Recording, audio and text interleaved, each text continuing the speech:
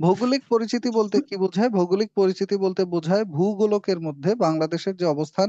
MD Suman Mia, খাতা কলম আছে? জি স্যার। রুবেল হোসেন, যাদের জি ক্যামেরা চালু আছে ওনাদের দেখা যাচ্ছে, বোঝা যাচ্ছে। যাদের ক্যামেরা চালু নেই ওনাদের তো দেখতেছি না, বুঝতেছি না, ওনাদের ব্যাপার কিন্তু আমি জানি না। তারাও একটু কাইন্ডলি নিজ দায়িত্বে খাতা কলম নিবেন, এবং আশা করি আজকের পরে এই বিষয়গুলো আর বুঝতে হবে না। প্রথমে একটা বৃত্ত আঁকেন, এটাই ধরেন পৃথিবীর বৃত্ত। এখন ভৌগোলিক পরিচিতি বলতে কি বোঝায়? ভৌগোলিক পরিচিতি বলতে বোঝায় বাংলাদেশটা ভূগোলকের মধ্যে বা এই পৃথিবীর মধ্যে ঠিক কোথায় বাংলাদেশের অবস্থান, এইটা বের করার পদ্ধতি, এটাকে বলা হয় ভৌগোলিক পরিচিতি। তো প্রথমে যেটা আছে সেটা হলো পৃথিবীর ঠিক মাঝখান বরাবর দুইটা ভাগে পৃথিবীকে ভাগ করা হয়েছে। না মিউট করে গেলে দিলাম সবাইকে, হুদাই আনমিউট করে আজগুবি আজগুবি চিল্লাপাল্লা, কি অবস্থা! অন্য ব্যাচের মতো বিসিএস এর ব্যাচে সবাই আনমিউট থাকে, একটা সাউন্ড হয় না। তো আসেন, মানচিত্রের মধ্যে দিক হলো উপরের দিক উত্তর, নিচের দিক দক্ষিণ, হাতের ডান দিকে হলো পূর্ব দিক, হাতের বাম দিকে হলো পশ্চিম দিক। এই হলো মানচিত্রের দিক। এখন পৃথিবীকে পূর্ব আর পশ্চিম এই দুই ভাগে ভাগ করে একটা রেখা, এবং পৃথিবীকে উত্তর আর দক্ষিণ এই দুই ভাগে ভাগ করে একটা কল্পিত রেখা। এই কল্পিত রেখাগুলো নিয়েই মূলত পরীক্ষায় প্রশ্ন হয়।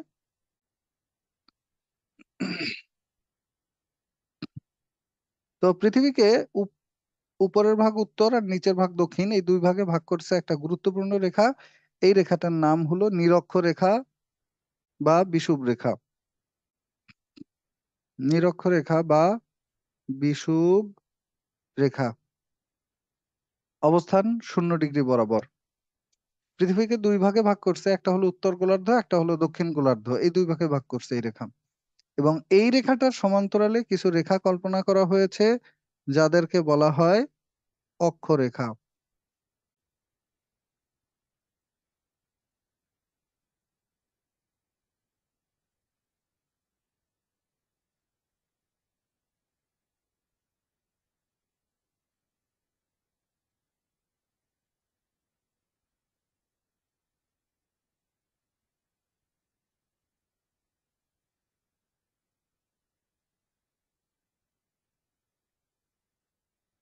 ওকে, এই রেখাগুলোকে বলা হয় অক্ষরেখা, এবং অক্ষরেখাগুলোর সর্বশেষ বিস্তৃতি 90 ডিগ্রি অক্ষরেখা পর্যন্ত দক্ষিণ দিকে। আবার উত্তর দিকে ও অক্ষরেখাগুলোর সর্বোচ্চ বিস্তৃতি 90 ডিগ্রি উত্তর অক্ষরেখা পর্যন্ত।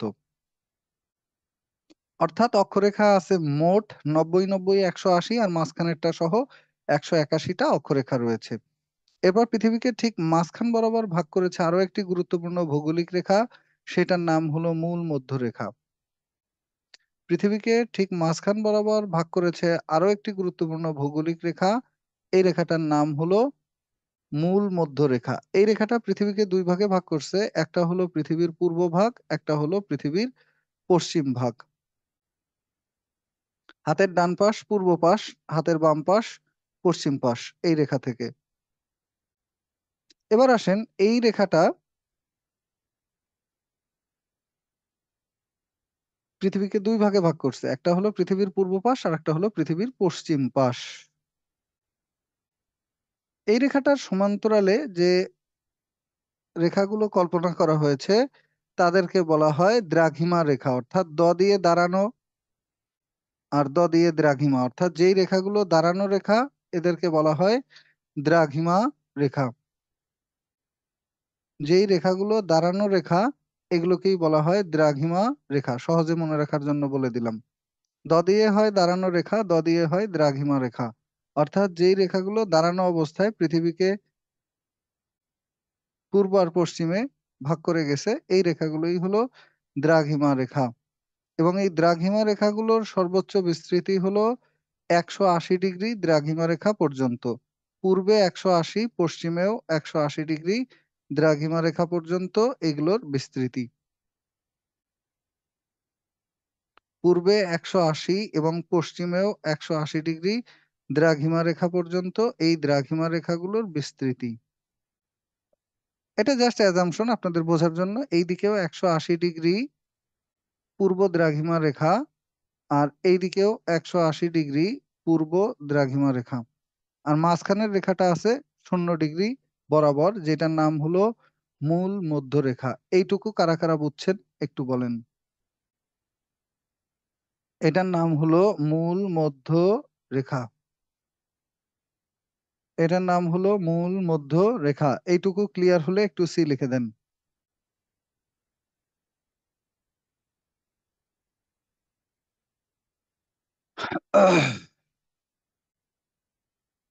ওকে, একজন লিখছে এই ক্লাস আগে হয়ে গেছে, প্রশ্নই আসে না। আপনাদের তো আজকে প্রথম ক্লাস নাকি? লেকচার 1 তো আপনাদের সাথে। এখন আসেন, এই পৃথিবীর কোন জায়গাটায় বাংলাদেশের অবস্থান, এইটা মূলত বাংলাদেশের ভৌগোলিক পরিচিতি বলা হয়। তো এইখান থেকে উপরের দিকে অর্থাৎ উত্তর দিক, এই রেখাটা থেকে উপরের দিক মানে উত্তর দিক, এই রেখাটার নাম হলো নিরক্ষরেখা বা বিষুবরেখা। এই রেখাটা থেকে উপরের দিকে মানে হলো উত্তর দিকে বাংলাদেশের অবস্থান। এবং যেখানে বাংলাদেশ শুরু আর যেখানে বাংলাদেশ শেষ, এই দুইটা স্থান কত ডিগ্রি দ্রাঘিমা রেখা এবং কত ডিগ্রি অক্ষরেখায় অবস্থিত, এইটাই মূলত বাংলাদেশের ভৌগোলিক অবস্থান।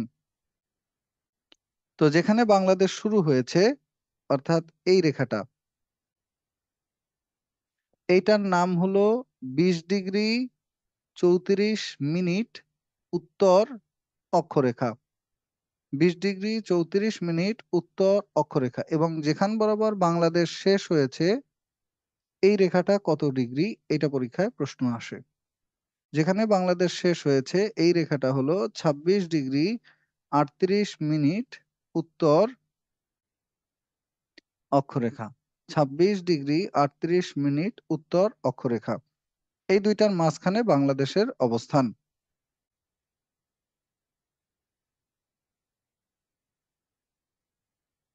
ওকে, তো তারপরে এই দুই রেখার মাঝখান বরাবর একটি গুরুত্বপূর্ণ ভৌগোলিক রেখা অতিক্রম করেছে, সেটা আমরা একটু পরে দেখব। দ্বিতীয় অবস্থান বাংলাদেশের, এই অবস্থানটা ছিল কোন দিকে? উত্তর দিকে। কোন রেখার সাপেক্ষে? এই যে আমাদের নিরক্ষরেখা বা বিষুব রেখার সাপেক্ষে উত্তরে বাংলাদেশের অবস্থান এইটা। দ্বিতীয়ত, মূল মধ্যরেখার সাপেক্ষে বাংলাদেশ আছে কোন দিকে, এটা একটু কমেন্ট করে বলেন। মূল মধ্যরেখা থেকে বাংলাদেশ কোন দিকে অবস্থিত? আনমিউট করে দিয়েছি, বলেন। মূল মধ্যরেখা থেকে বাংলাদেশ কোন দিকে? পূর্বে। পূর্ব দিকে। পূর্ব দিকে। তাহলে দ্বিতীয় অবস্থানটা হবে পূর্বে বাংলাদেশের অবস্থান। 88 ডিগ্রি 1 মিনিট পূর্ব দ্রাঘিমা রেখা থেকে শুরু করে 92 ডিগ্রি 41 মিনিট পূর্ব দ্রাঘিমা রেখা পর্যন্ত, এই দুইটা হলো বাংলাদেশের অবস্থান। স্যার আপনি যে লিখতেছেন লেখাটা ইনস্ট্যান্ট উঠতেছে না, এই জন্য বুঝতে সমস্যা হচ্ছে। সমস্যা নেই, লেখা একটু। অনেকক্ষণ পরে আসে। এখন দেখেন, বাংলাদেশের শুরুটা 88 ডিগ্রি 1 মিনিট, 88 ডিগ্রি 01 মিনিট, এবং যেখানে শেষ সেটা হলো 92 ডিগ্রি 41 মিনিট। এটা কোন দ্রাঘিমা রেখা? এটার নাম হলো পূর্ব দ্রাঘিমা রেখা। 88 ডিগ্রি 1 মিনিট থেকে 92 ডিগ্রি 41 মিনিট পূর্ব দ্রাঘিমা রেখায় বাংলাদেশের অবস্থান। এই অবস্থানটুকু ক্লিয়ার বুঝছেন কিনা বলেন। ক্লিয়ার এইটুকু? 88 ডিগ্রি 1 মিনিট পূর্ব দ্রাঘিমা থেকে 92 ডিগ্রি 41 মিনিট পূর্ব দ্রাঘিমায়। পূর্ব কেন? কারণ মূল মধ্যরেখা থেকে পূর্ব দিকে। আর উত্তর কেন? কারণ নিরক্ষরেখা বা বিষুবরেখা থেকে উত্তর দিকে বাংলাদেশের অবস্থান। এইটুকু ক্লিয়ার হলে সি লিখে দেন।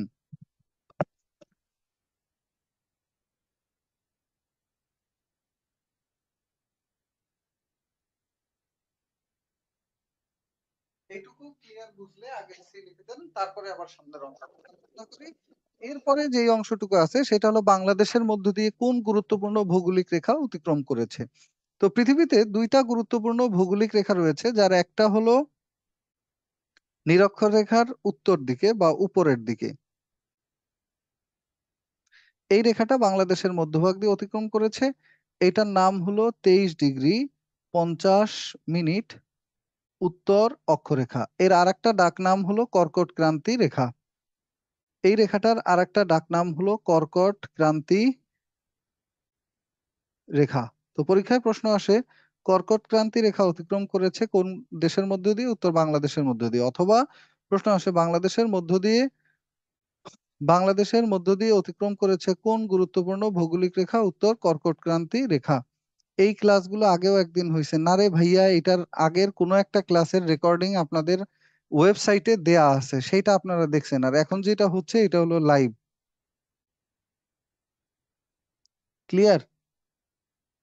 তো এরপরে আসেন কর্কট ক্রান্তির অপোজিটে এরকম আরেকটা গুরুত্বপূর্ণ ভৌগোলিক রেখা আছে। সেই রেখাটার নাম হলো মকর ক্রান্তি রেখা। এইটা আছে দক্ষিণ দিকে, আগেরটা ছিল উত্তর দিকে, এটা আছে দক্ষিণ দিকে 23.5 ডিগ্রি দক্ষিণ অক্ষরেখা বরাবর, অর্থাৎ 23 ডিগ্রি 50 মিনিট দক্ষিণ অক্ষরেখা বরাবর যেটা আছে এটার নাম হলো মকর ক্রান্তি রেখা। এখন বাংলাদেশের মধ্যভাগ দিয়ে অতিক্রম করেনি কোন গুরুত্বপূর্ণ ভৌগোলিক রেখা? উত্তর মকর ক্রান্তি রেখা।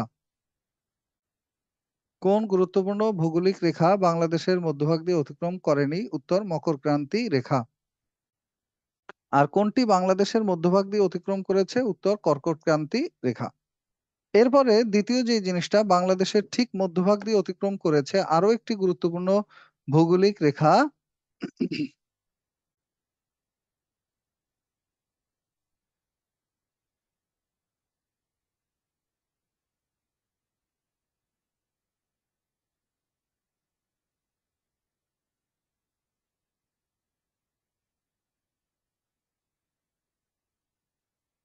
লিখছেন?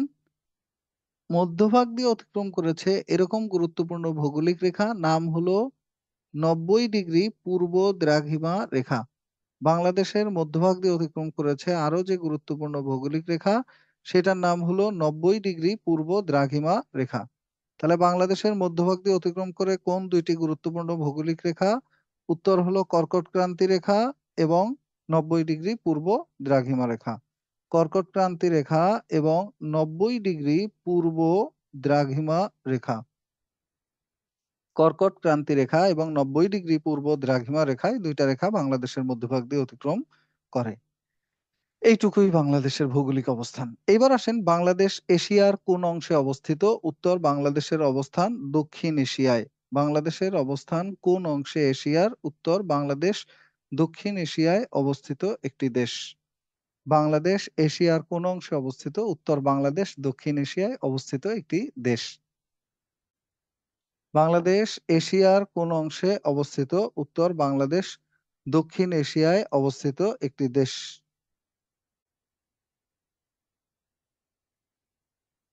এটুকু ক্লিয়ার? আশা করি এটুকু নিয়ে আর সমস্যা হওয়ার কথা না। এখন এইটুকু ক্লিয়ারলি পারবেন। যে কোনো পরীক্ষার জন্য এই প্রশ্নটার উত্তর ইজিলি করতে পারবেন। তো আবারও যদি একবার দেখাই, বাংলাদেশের শুরু 20 ডিগ্রি 34 মিনিট থেকে 26 ডিগ্রি 38 মিনিট পর্যন্ত, এটা হলো উত্তর দিকে এই রেখা থেকে উপরের দিকে। আর এই রেখা থেকে পূর্ব দিকে অর্থাৎ হাতের ডানে 88 ডিগ্রি 1 মিনিট থেকে 92 ডিগ্রি 41 মিনিট পর্যন্ত, এই থেকে এই পর্যন্ত বাংলাদেশের অবস্থান। এবং বাংলাদেশের মধ্য দিয়ে গেছে দুইটা গুরুত্বপূর্ণ ভৌগোলিক রেখা, একটার নাম কর্কট ক্রান্তি রেখা, একটার নাম হলো 90 ডিগ্রি পূর্ব দ্রাঘিমা রেখা। আর কর্কট ক্রান্তি রেখা 23.5 ডিগ্রি উত্তরে অবস্থিত এবং 23.5 ডিগ্রি দক্ষিণে এরকম আরো একটি রেখা রয়েছে যেটার নাম হলো মকর ক্রান্তি রেখা। যদি পরীক্ষায় প্রশ্ন আসে বাংলাদেশের মধ্যভাগ দিয়ে যায়নি কোন গুরুত্বপূর্ণ ভৌগোলিক রেখা? উত্তর মকর ক্রান্তি রেখা বাংলাদেশের মধ্যভাগ দিয়ে যায়নি, কারণ এটা আছে দক্ষিণ দিকে। এবার আসেন পৃথিবীতে কোনো ব্যক্তি বা বস্তুর অবস্থান খুঁজে বের করার যে পদ্ধতি এই অক্ষরেখা এবং দ্রাঘিমা রেখার সাহায্যে, সেটাকে বলা হয় জিপিএস, অর্থাৎ global positioning system. Global positioning, এই পূর্ণরূপটা আসছিল কিন্তু পরীক্ষায়, গ্লোবাল পজিশনিং সিস্টেম। আরেকটা জিনিস, পৃথিবীর সব জায়গা যদি তারিখ এবং সময়ের মধ্যে সমন্বয় না হয়, ধরেন সৌদি আরবে 1 তারিখ, আমেরিকায় 25 তারিখ, বাংলাদেশে 16 তারিখ, ব্রাজিলে 18 তারিখ, এরকম যদি হয় একই দিনে, তাহলে খিচুড়ি পেকে যাবে। এই জন্য পুরো পৃথিবীকে একটা টাইম জোনে নিয়ে আসার জন্য লন্ডন শহরের উপরে একটা মানমন্দির ছিল, নাম গ্রিনিচ মানমন্দির। ওইখানকার যে সময়, সেই সময়টাকে পুরা পৃথিবীর জন্য স্ট্যান্ডার্ড টাইম জোন হিসেবে বিবেচনা করা হয়। এই স্ট্যান্ডার্ড, রবিন হাওলাদার আপনি কি বিজ্ঞানী? আজব ভাই, বিসিএস এর এতগুলা ব্যাচের ক্লাস নিচ্ছে আজকে পর্যন্ত, তাদের কখনো দেখলাম না এরকম কাজ কাম করতে। মানে বুঝতেও পারতেছেন না এখন কি বলবো।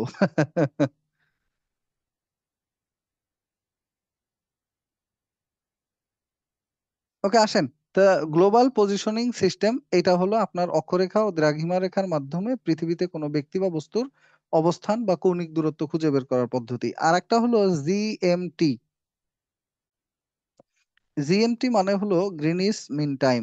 গ্রিন উইস, WITCH, উইস মিন টাইম।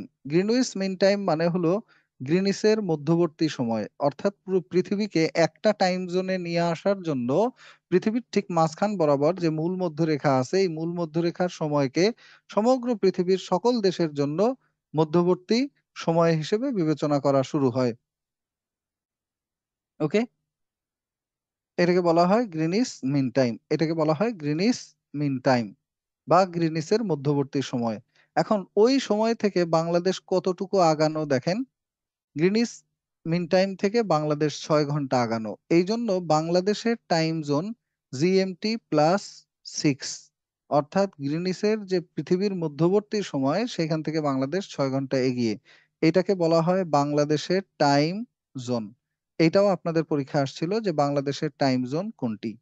আর এই গ্রিনিস যেটা লিখছি, এই গ্রিনিসে অবস্থিত পৃথিবীর সর্বপ্রাচীন মানমন্দির, এইটাও আপনাদের 15তম নিবন্ধন পরীক্ষা আসছিল। পৃথিবীর সর্বপ্রাচীন মানমন্দির কোনটি? উত্তর, পৃথিবীর সর্বপ্রাচীন মানমন্দির হলো গ্রিনিস মানমন্দির। পৃথিবীর সর্বপ্রাচীন মানমন্দির হলো গ্রিনিস মানমন্দির। এটা হলো পৃথিবীর সর্বপ্রাচীন মানমন্দির, গ্রিনিস মানমন্দির। অবস্থানটা কোথায় একটু দেখাই দেই, এটা পরীক্ষায় প্রশ্ন আসে। গ্রিনিস মানমন্দির কোথায় অবস্থিত? উত্তর, লন্ডনে। এই বরাবর এই মানমন্দিরটা আছে, এটা পৃথিবীর সর্বপ্রাচীন মানমন্দির। নাম হলো গ্রিনিস মানমন্দির, নাম হলো গ্রিনিস মানমন্দির। এবং এই গ্রিনিস মানমন্দির হলো পৃথিবীর সর্বপ্রাচীন মানমন্দির। মানমন্দির মানে যেখানে বসে সময় গবেষণা করা হয় বা পৃথিবীর মহাকাশ বিষয়ক গবেষণা কার্যক্রম পরিচালনা করা হয়, সেটাকে বলা হয় গ্রিনিস মানমন্দির।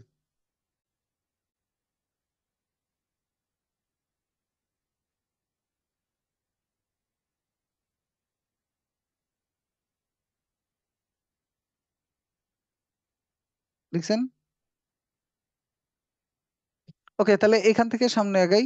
নেক্সট, বাংলাদেশের পার্শ্ববর্তী আর কি কি অবস্থান আছে। আমি চাইলে এই ছবিগুলো মানচিত্রের একটা ছবি ইন্টারনেট থেকে নিয়ে অথবা আমাদের বই থেকে বের করে আমি দেখাই দিতে পারতাম, কিন্তু এইভাবে দেখলে আপনাদের জন্য বুঝতে সুবিধা হবে এবং আপনারা নিজেরা একে একে বুঝলে কনসেন্ট্রেশনটা বেশি থাকে বেঁচে, বেশি বেশি থাকে বলে সবগুলো ব্যাচেই আমি ঠিক একইভাবে একে বোঝাচ্ছি। আর যেটাকে আপনারা রিপিট ক্লাস মনে করতেছেন, ওইটা আপনাদের একটা ফ্রি রেকর্ডেড ক্লাস দেওয়া হয়েছে অন্য ব্যাচেরটা, ওইটা আপনারা আগে হয়তো বা দেখেছেন অনেকে। তো এটা হলো বাংলাদেশের মানচিত্র, আপনি নিজে নিজে একটা আঁকেন, যা হোক, ভালো মন্দ, ভালো দেখাক খারাপ দেখাক, যেভাবেই হোক আপনি নিজে নিজে একটা আঁকেন। ওকে, তো এইখানে আসেন, বাংলাদেশের মধ্যে আমাদের পরীক্ষা আসে সর্ব উত্তরের স্থান, সর্ব দক্ষিণের স্থান, সর্ব পূর্বের স্থান, সর্ব পশ্চিমের স্থান। এই জায়গাটার উপর একটা টেবিল বা একটা চার্ট আপনার বইয়ের মধ্যে লেকচার শিটের মধ্যে দেয়া আছে।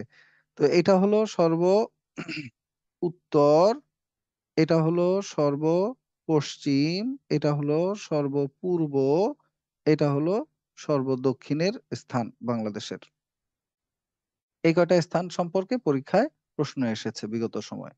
তো এইখানে সর্ব উত্তরের স্থানের নাম কি? সর্ব উত্তরের স্থানের নাম বাংলা বান্ধা বা জায়গির জোত। বাংলা বান্ধা বা জায়গির জোত, জায়গির জোত। এবং জায়গাটা আছে কোথায়?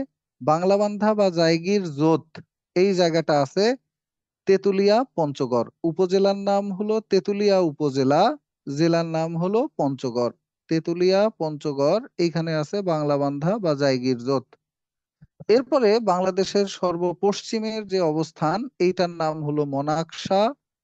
এবং মনাকশা নামে এই জায়গাটা আছে শিবগঞ্জ উপজেলায়, জেলা চাঁপাইনবাবগঞ্জ। মনাকশা, শিবগঞ্জ, চাঁপাইনবাবগঞ্জ, এটা হলো বাংলাদেশের সর্বপশ্চিমের জেলা। মনাকশা, শিবগঞ্জ, চাঁপাইনবাবগঞ্জ, এটা হলো সর্বপশ্চিমের জেলা। এবং সর্বপূর্বের যে জেলা বাংলাদেশের, এটার নাম হলো আখাইন থং। আখাইন থং এই জায়গাটা আছে থানচি উপজেলায়, জেলা বান্দরবান। আখাইন থং, থানচি, বান্দরবান। আর বাংলাদেশের সর্বদক্ষিণের যে স্থানটা, সেই স্থানের নাম হলো সেন্ট মার্টিন বা ছেড়া দ্বীপ। সেন্ট মার্টিন বা ছেড়া দ্বীপ। এই সেন্ট মার্টিন বা ছেড়া দ্বীপ, এই অবস্থানটা আছে কোথায়? এইটা আছে টেকনাফ উপজেলায়, জেলা কক্সবাজার। টেকনাফ উপজেলায়, জেলা কক্সবাজার। এই চারটা হলো সর্বপশ্চিম, সর্বপূর্ব, সর্ব উত্তর, সর্বদক্ষিণের স্থান। এরপরে বাংলাদেশের ঠিক নিচের দিকে পুরোটা জুড়ে আছে বঙ্গোপসাগর। বাংলাদেশের ঠিক নিচের দিকে পুরোটা জুড়েই আছে বঙ্গোপসাগর, দক্ষিণ দিকে। তাহলে এই দক্ষিণ দিকে দুইটা গুরুত্বপূর্ণ স্থান আছে। একটা হলো বাংলাদেশ ভারত সীমান্তে অবস্থিত একটা নদী, একটা হলো বাংলাদেশ মিয়ানমার সীমান্তে অবস্থিত একটা নদী। তো বাংলাদেশের সাথে সীমানা আছে দুইটা দেশের সাথে, একটা আছে ভারতের সাথে, একটা আছে মিয়ানমারের সাথে। বাংলাদেশের সাথে সীমানা আছে দুইটা দেশের সাথে, একটা ভারত, একটা হলো মিয়ানমার। তো ভারতের সাথে যেই নদী দ্বারা বাংলাদেশ বিভক্ত হয়েছে, সেই নদীর নাম পরীক্ষায় আসে। এটার নাম হলো হারিয়া ভাঙা নদী। বাংলাদেশ ভারত বিভক্ত হয়েছে যেই নদীর দ্বারা, নাম হলো হারিয়া ভাঙা নদী। এবং এই নদীর মোহনায় একটা দ্বীপ আছে, নাম হলো পূর্বাশা। ওই দ্বীপেরই আরেকটা নাম হলো নিউমুর দ্বীপ। ওই দ্বীপেরই আরেকটা নাম হলো দক্ষিণ তালপট্টি দ্বীপ। কেন এই দ্বীপটা গুরুত্বপূর্ণ? কারণ হলো বাংলাদেশ এবং ভারতের মধ্যে এই দ্বীপ নিয়ে বিরোধ ছিল। পরবর্তীতে 2010 সালে দ্বীপ ডুবে গেলে বিরোধও শেষ। এই দ্বীপটা যখন জেগে ওঠে হারিয়াভাঙা নদীর মোহনায়, তখন এই দ্বীপ নিয়ে বিরোধ হয় দুইটা দেশের মধ্যে, ভারত এবং বাংলাদেশের মধ্যে। পরীক্ষায় প্রশ্ন আসে পূর্বাশা দ্বীপের অপর নাম কি? উত্তর নিউমুর দ্বীপ। অথবা প্রশ্ন আসে পূর্বাশা বা নিউমুর দ্বীপের অন্য নাম কি? উত্তর দক্ষিণ তালপট্টি দ্বীপ। আর বাংলাদেশ ও মায়ানমার বিভক্ত হয়েছে যেই নদীর দ্বারা, এই নদীর নাম হলো নাফ নদী। এই নদী সম্পর্কে একটাই প্রশ্ন আসছিল পরীক্ষায়, সেটা হলো এই নদীর দৈর্ঘ্য কত? উত্তর 56 কিলোমিটার দীর্ঘ এই নদীটা। 56 কিলোমিটার দীর্ঘ। আর বাংলাদেশের এই নিচের দিকটা পুরোটা জুড়ে আছে বঙ্গোপসাগরের সাথে সীমান্ত। এই পুরোটা জুড়ে অবস্থিত বঙ্গোপসাগর। পুরোটা জুড়ে অবস্থিত বঙ্গোপসাগর। এই যতখানি অংশ, এটা পুরোটাই বঙ্গোপসাগরের সাথে সীমানা। এবার আসেন বাংলাদেশের সাথে ভারতের কোন কোন রাজ্যের সীমানা আছে? উত্তর ভারতের 5টি রাজ্যের সীমান্ত রয়েছে বাংলাদেশের সাথে। এক নম্বরে বাংলাদেশের এইখান থেকে শুরু হয়ে এই পর্যন্ত, এই অঞ্চলটুকুতে আছে ভারতের পশ্চিমবঙ্গের সাথে সীমানা। এই অঞ্চলটুকুতে আছে ভারতের পশ্চিমবঙ্গের সাথে সীমানা, অর্থাৎ পশ্চিম দিকে। এবং উত্তর পশ্চিম কোণ পর্যন্ত এটার বিস্তৃতি। এবং উপরের দিকে বাংলাদেশের সাথে সীমানা আছে ভারতের মেঘালয় রাজ্যের। এবং এইখান থেকে এই পর্যন্ত ভারতের যে অঞ্চলের সাথে সীমান্ত, সেটা হলো আসাম রাজ্য। এবং একসময় এই আসাম বাংলাদেশের সাথেই ছিল। এবং এইখানে আছে পেটের মধ্যে ভারতের ত্রিপুরা রাজ্য। এইখানে বসেই মুজিবনগর সরকার গঠন করা হয়েছিল, বা অস্থায়ী সরকার বা প্রবাসী সরকার। এবং এই জায়গায় বসে তারা এই সরকার গঠনের পরিকল্পনা অনেক আগেই করছিল, 1968 সালে, যেটা নিয়ে বলা হয় 68 সালের আগরতলা ষড়যন্ত্র মামলা। যে ওইখানে বসে তারা ষড়যন্ত্র করছিল। যাই হোক, এইটা ত্রিপুরার পরে এইখানে আরেকটা আছে, রাজ্য আছে যেটার সাথে বাংলাদেশের সীমান্ত আছে, নাম হলো মিজোরাম।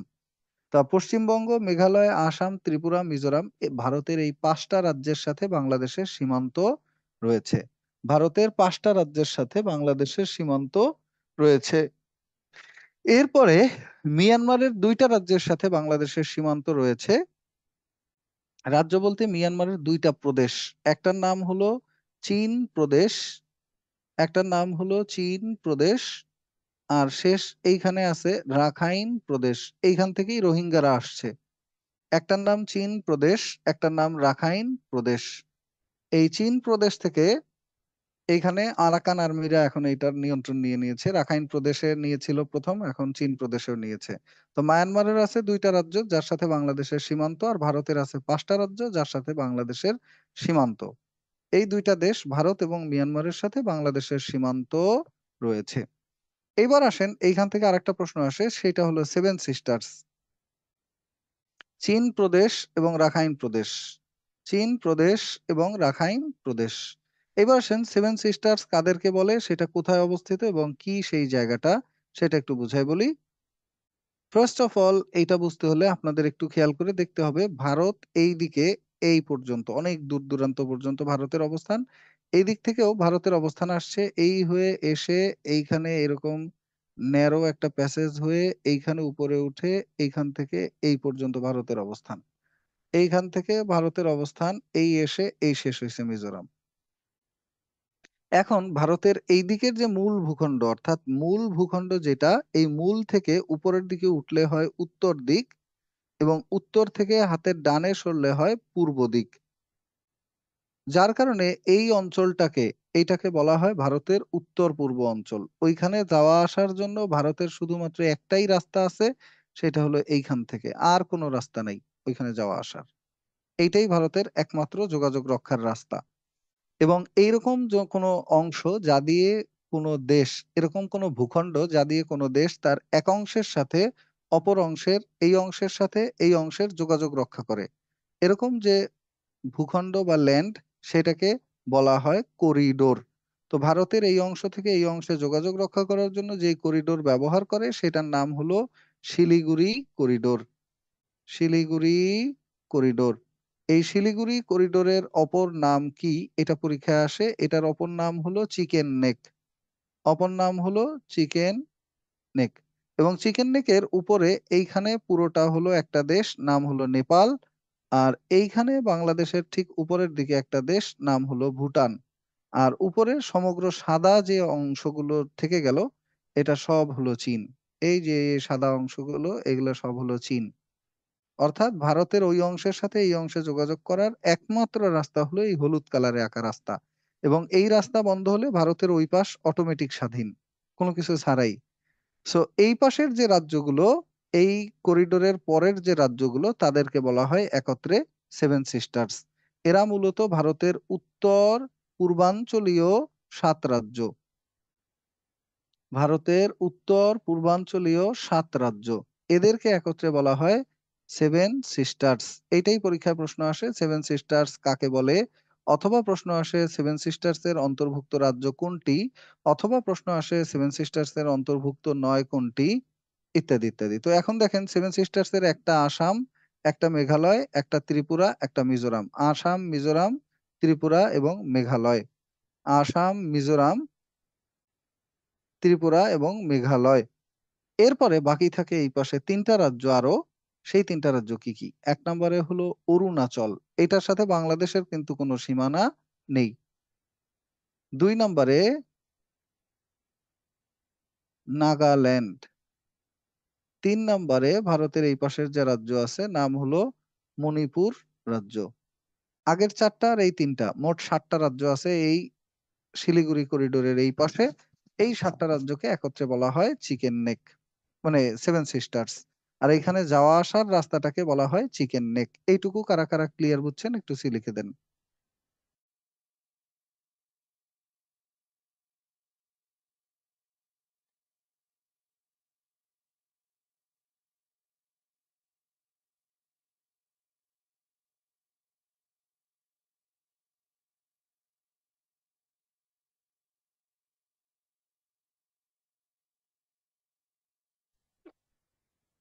ওকে, এইটুকু ক্লিয়ার হলে একটু সি লিখে দেন, এইটুকু বুঝছেন কারা কারা।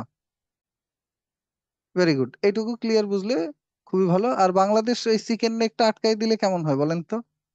চিকেন নেকটা যদি বাংলাদেশ আটকায় দেয়, তাহলে ভারতের ওই অংশ আর এই অংশ বিচ্ছিন্ন, ডাইরেক্ট শেষ, ওই পাশ স্বাধীন অটো, ওই 7টা রাজ্য। এই জন্যই ভারত সবসময় আমাদের এইদিকে একটু সেন্সিটিভ ভাবেই তাকায় আর কি, তাদের নিজেদের স্বার্থেই, আমাদের জন্য না। তো এরপরে আসেন এখান থেকে আর কি কি জানতে হবে সেটা নিয়ে যদি আমরা কথা বলি। জানতে হবে বাংলাদেশের সীমারেখার দৈর্ঘ্য, জানতে হবে বাংলাদেশের সীমারেখার দৈর্ঘ্য। নামাজের বিরতি আমরা নিব। 45 থেকে 5টা 45 থেকে 6টা পর্যন্ত নামাজের বিরতি, 1 মিনিটের মধ্যে। সীমারেখার দৈর্ঘ্য নিয়ে আমরা এরপর কথা বলবো। তা আগের চেয়ে একটু তো শিখতে পারতেছেন, কি বলেন? এখন ইজি লাগতেছে না এই পড়াগুলো? মানে ছবি এঁকে বুঝলে একটু সহজই তো লাগার কথা। সীমারেখার দৈর্ঘ্যতে একটা হলো মোট কতখানি সীমারেখার দৈর্ঘ্য, একটা হলো স্থল সীমার দৈর্ঘ্য কত, একটা হলো জলসীমার দৈর্ঘ্য কত, একটা হলো বাংলাদেশের সাথে ভারতের সীমারেখার দৈর্ঘ্য কত, আর একটা হলো বাংলাদেশের সাথে মায়ানমারের সীমারেখার দৈর্ঘ্য কত। এই কয়টা জিনিস আমরা সীমারেখার দৈর্ঘ্যতে জানবো। ওকে, নামাজের বিরতির পরে এসে জানি, কারণ এখানে একটু বুঝাই বলার ব্যাপার আছে। বুঝাই বললে আপনাদের জন্য বুঝতে সুবিধা হবে। তা নামাজের পরে এসেই আমরা বুঝিয়ে বলি। সীমারেখার দৈর্ঘ্যটা আবার সীমারেখার দৈর্ঘ্য